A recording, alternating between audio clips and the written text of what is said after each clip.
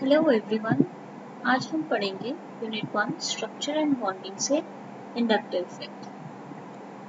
किसी भी रिएक्शन के प्रोसीड करवाने के लिए सबसे पहले हमें रिएक्टेंट चाहिए होता है। रिएक्टेंट में हम यूज करते हैं एक सबस्ट्रेट प्लस एक रिएक्टिव स्पीशीज जो हमारे होते हैं electrophile, nucleophile, free radicals. For example हम लेते हैं इलेक्ट्रोफाइल। इलेक्ट्रोफाइल होते हैं electron deficient plus electron positive charge जो होते हैं। जब कोई इलेक्ट्रोफाइल सबस्ट्रेट पर अटैक करता है तो जो बॉन्ड पेयर है सबसे पहले वो ब्रेक होता है। और फिजन कैसे होता है? बॉन्ड का दो तरह के फिजन होते हैं। First is homolytic fission, second is heterolytic fission. Homolytic fission में क्या होता है? फ्री रेडिकल्स का फॉर्मेशन बॉन्ड्स के ब्रेक होने के बाद। हेटेरोलिटिक फिजन में होता है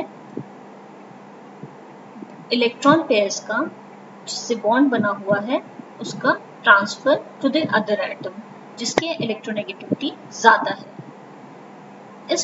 इस प्रोसेस को कहते हैं electron transition, electron displacement. Okay, पूरे का पूरा इलेक्ट्रॉन डिस्प्लेस हो रहा है दूसरे एटम की तरफ जिसकी इलेक्ट्रोनेगेटिविटी ज्यादा है with in the substrate. Okay, बहुत सारे तरह के इलेक्ट्रॉन डिस्प्लेसमेंट इफेक्ट्स होते हैं। For example hyper conjugation, resonance effect, inductive effect, mesomeric effect. ये जो इलेक्ट्रॉन डिस्प्लेसमेंट के इफेक्ट्स हैं उनकी हम स्टडी करेंगे। First is inductive effect. Inductive effect जो क्या होते हैं? परमानेंट डिस्प्लेसमेंट ऑफ इलेक्ट्रॉन्स होता है। फॉर एग्जाम्पल आप यहाँ देखिए, कार्बन के साथ कोई भी सब्स्टिट्यूएंट ऐड हो रखा है Y। फर्स्ट केस लेंगे हम जिसमें Y की इलेक्ट्रोनेगेटिविटी कार्बन से ज्यादा है। ओके, नाउ इलेक्ट्रोनेगेटिविटी ज्यादा होने की वजह से ये जो Y सब्स्टिट्यूएंट है वो कार्बन के बॉन्ड ब्रेक होने के बाद कार्बन के इलेक्ट्रॉन्स पुल करेगा अपनी तरफ, जिससे कि पार्शियल पॉजिटिव चार्जेस कार्बन पर जनरेट होगा और पार्शियल नेगेटिव चार्ज Y पर जनरेट होगा। एंड सब्सिक्वेंटली ये क्यूमुलेटिव कार्बन्स पर स्टेप वाइज चेन बनती जाएगी पार्शियल पॉजिटिव चार्ज क्रिएट होने की। ओके, सेकेंड केस में देखते हैं। यहाँ पर इलेक्ट्रोनेगेटिविटी कार्बन की x y से ज्यादा है। इलेक्ट्रोनेगेटिविटी को कैसे रिप्रेजेंट करते हैं? x से। ठीक है, तो यहाँ क्या होगा? जब भी बॉन्ड ब्रेक होगा किसी भी सबस्ट्रेट का विद इन अ रिएक्शन, यहाँ पर जो y ऐड है सब्स्टिट्यूएंट वो इलेक्ट्रॉन रिलीजिंग ग्रुप होगा, जिससे कि कार्बन जो प्रेजेंट है डायरेक्टली अटैच कार्बन है वहां पर पार्शियली नेगेटिव चार्ज जनरेट होगा एंड Y पर पार्शियली पॉजिटिव चार्ज जनरेट होगा। साइमल्टेनियसली ये जो तीन कार्बन हैं वहां पर भी पार्शियली नेगेटिव चार्ज जनरेट होगा। ओके, ये जो -I इफेक्ट है ये जनरेट होता है पोलैरिटी की वजह से। And what does polarity mean? Polarity is basically the difference between the electronegativity of the atoms bonded with each other. Okay? तो ये जो negative charge है which represents the electron withdrawing group of the substituent, and I means inductive. Here plus means electropositive, electron positive or electron releasing group, and I means inductive. Okay. If any group Y is attached to carbon chain, then carbon chain gets permanent polarity. Polarity generate होगा electronegativity के difference की वजह से। जितनी ज़्यादा electronegativity difference होगा दो atoms के बीच में उतनी ज़्यादा पोलैरिटी होगी।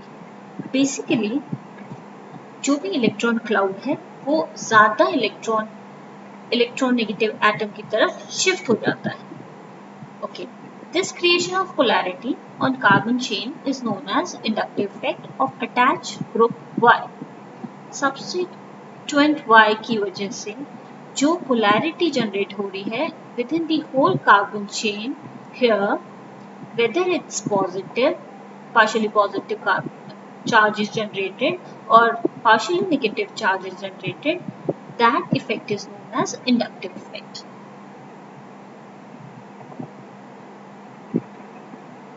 ओके, अब हम पढ़ते हैं माइनस आई जो ग्रुप्स होते हैं, डिफरेंट टाइप्स ऑफ ग्रुप्स जो हैं हमारे, कौन से माइनस आई इफेक्ट्स ग्रुप शो करते हैं, that is electron withdrawing group, और कौन से प्लस आई इफेक्ट शो करते हैं, that is electron releasing group. Okay, oxygen जो कि हमारा हाईली इलेक्ट्रोनेगेटिव एटम है, वहां पर देखिए पॉजिटिव चार्ज है, ऑक्सीजन को डेफिशिएंट कर दिया गया है, इलेक्ट्रोनेगेटिव एटम को इलेक्ट्रॉन डेफिशिएंट कर दिया गया है, तो वो तो बहुत ज़्यादा इलेक्ट्रॉन्स पुल करेगा। ऐसे ही नाइट्रोजन, हमारी जो पूरी सीरीज है जिसमें हैलोजन सबसे इलेक्ट्रोनेगेटिव होते हैं, nitrogen, oxygen, fluorine, oxygen, nitrogen and chlorine, ये इलेक्ट्रोनेगेटिविटी बेसिक है। तो यहाँ पर नाइट्रोजन भी इलेक्ट्रोनेगेटिव एटम है, यहाँ पर पॉजिटिव चार्ज है, एल्काइल ग्रुप एडेड है। इसी तरह NO2 है, यहाँ पर 2 इलेक्ट्रोनेगेटिव ग्रुप है, तो इलेक्ट्रॉन विड्रॉइंग कैपेसिटी बहुत ज़्यादा होगी। उसी तरह यहाँ पर भी इलेक्ट्रॉन नेगेटिव एटम है, नाइट्रोजन, कार्बन, CO में कार्बन है, फ्लोरीन, देन COH ग्रुप, यहाँ पर 2 ऑक्सीजन बॉन्डेड है कार्बन से। उसी तरह Cl, देन ये जो हैलोजन पूरा जो ग्रुप है, हैलोजन ग्रुप क्लास 17 के ये है, देन OH, NH2, C6H5 जो हमारा बेंजीन है, ये हमारा लेस इलेक्ट्रोनेगेटिव ग्रुप है। क्यों?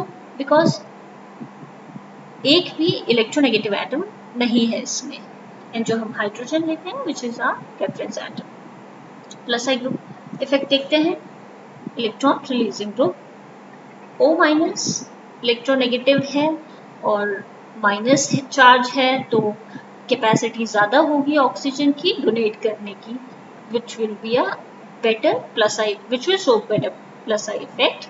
CO- यहाँ भी वही चीज़ है, 2 ऑक्सीजन है, माइनस ग्रुप है, डोनेट इजीली कर देगा। एल्काइल ग्रुप में अब हम देखें, मान लीजिए यहाँ CH3 है, CH3 है सब जगह, हाइड्रोजन के CH3 की इलेक्ट्रॉन डोनेटिंग टेंडेंसी होती है, जिसकी वजह से वो ज़्यादा इलेक्ट्रॉन रिलीज करता है।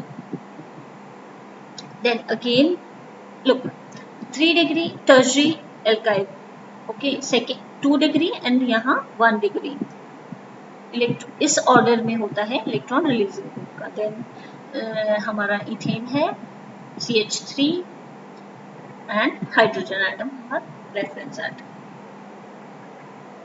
अब हम देखते हैं importance of inductive effect. Okay,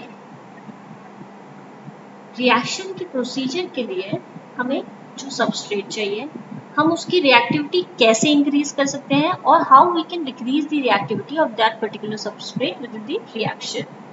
okay, now will see, यहाँ देखिए हम मोर रिएक्टिव यहाँ ये होगा, बिकॉज Cl जो इलेक्ट्रोनेगेटिव एटम जुड़ा हुआ है, वो तीनों तरफ से, तीनों एल्काइल ग्रुप से CH3, 3H3, 3H3, 3 साइड से ये इलेक्ट्रॉन्स पुल कर रहा है।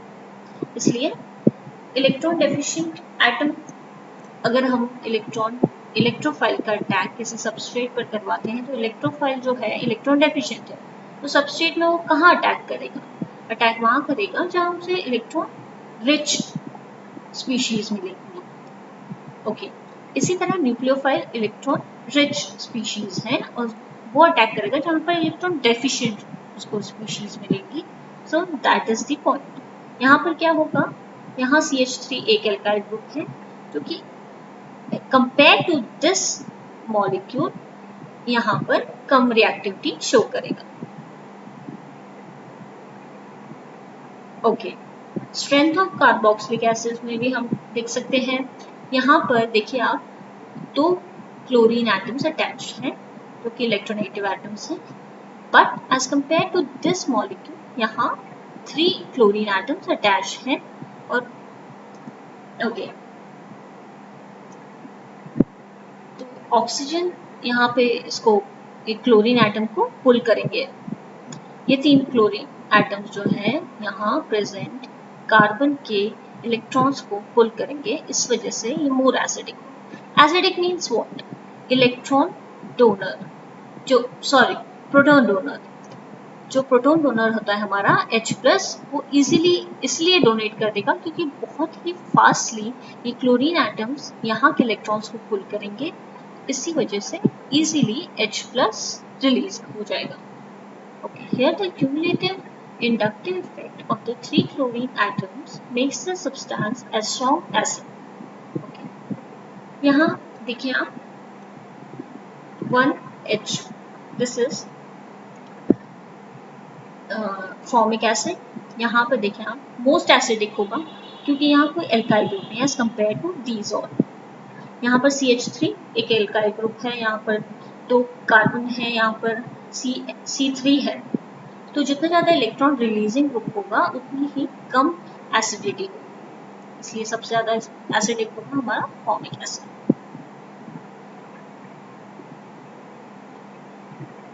उसी तरह हम बेसिसिटी भी डिटरमाइन कर सकते हैं अमीन्स की। नाइट्रोजन के पास लोन पेयर है, 5 इलेक्ट्रॉन्स है आउटर शेल में। ओके, तो यहाँ देखिए आप CH3 ग्रुप यहाँ डैश है, इलेक्ट्रॉन्स डोनेट होंगे नाइट्रोजन को। Basicity means what? Basicity means वो होता है बेसिसिटी जहाँ वो अच्छा बेस होता है जो इलेक्ट्रॉन प्रोटॉन कैचर होता है, प्रोटॉन एक्सेप्ट कर लेता है इजीली।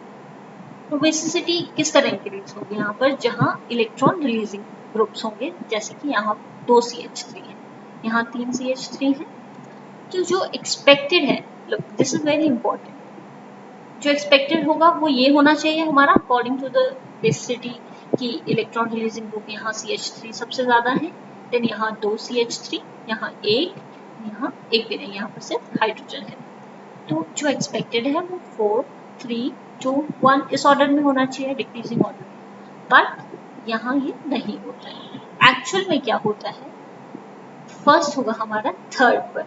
क्यों? द रीजन इज यहाँ पर जो 3 बल्कि ग्रुप्स हैं ये स्टेरिक इफेक्ट शो करेंगे, यहाँ पर हिंड्रेंस प्रेजेंट होगा जिसकी वजह से बेसिसिटी कम हो जाएगी। तो ऑर्डर क्या होगा हमारा? 3, 2, 4, 1। However, amines are stronger bases than ammonia. Amines, secondary amines, greater than primary amines, greater than tertiary amines. ये होगा हमारा बेसिसिटी ऑर्डर ऑफ बेसिसिटी। सबसे ज़्यादा बेसिसिटी होगी सेकेंडरी amines। आगे के जो इलेक्ट्रॉनिक डिस्प्लेसमेंट इफेक्ट्स हैं जैसे हाइड्रोकॉन्जुगेशन, रेजोनेंस और मेसोमेरिक इफेक्ट, वो हम आगे के लेक्चर्स में पढ़ेंगे। Thank you.